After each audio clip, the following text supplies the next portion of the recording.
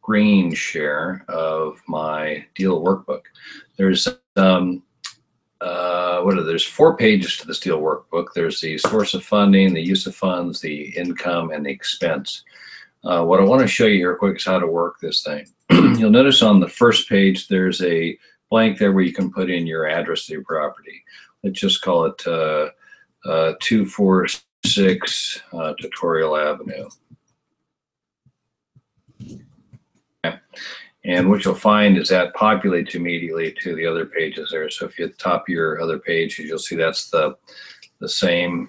So if you ever print these out and you have a couple different ones that you're looking at, you'll be able to keep them straight. But anyway, let's go to the source of funding, page 1.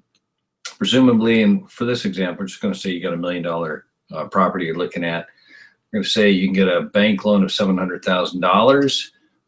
We're going to say you're coming in with 150 of your own money, and we're going to say that you're borrowing another 150 from some generous, benevolent family member.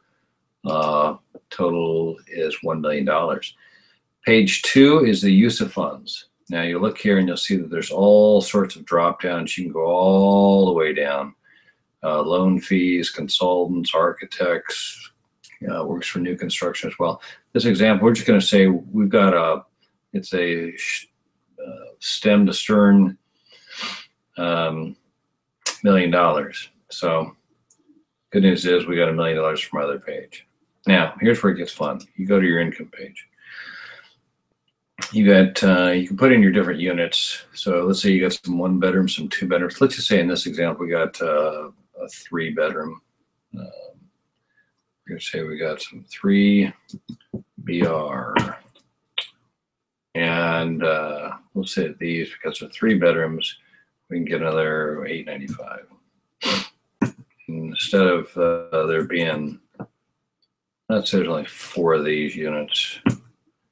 We'll go up here and we'll say there's 14 of the 2 bedrooms. So what you're going to see is you got 1 bedroom, 2 bedrooms, and 3 bedrooms. You've got your rent. You put in your rent, and that'll, whatever rent allowances you've got, less that gives you your net monthly rent, times your number of units, times the number of months, gives you your full annual rent.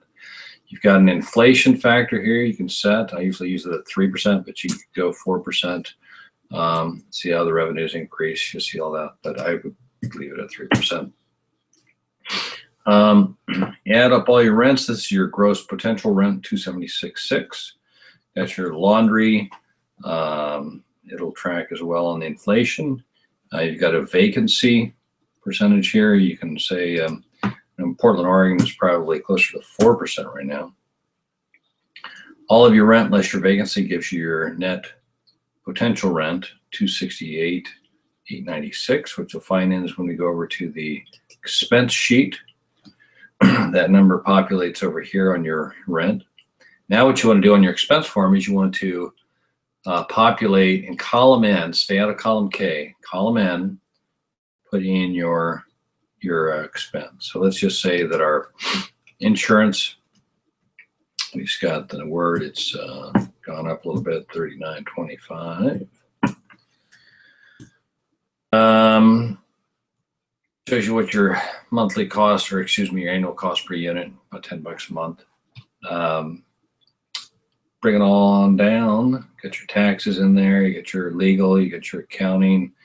We've got your property management, maintenance, repairs, etc. Estimated about 120,000, 119,525 on 30 units. We've got our debt. This is the thing I love. So you got the banks coming in. Let's say they called you up and said, hey, we got a better deal. We're going to give you a 4 3/4 rate, right? 700,000. So your annual to the bank's going to be 43,818. Your annual to the family member at the 150,000 at 5.75. It's going to be 10,504. Your total debt service is going to be the 54,323. So you get operating and debt subtracted from your net potential income, and it's going to give you a net operating cash flow of 95,048. It'll project out up to the 30 years, And if everything stayed flat, it'd be 297,680. So with that, the only thing I'd like to point out is make sure you put your expenses in column N. I hope you're able to go out and find some deals to work this on. If you have any questions, give me a call or shoot me an email. You can email me at darren@jdarrengross.com. Good luck, and I wish you well. Thanks.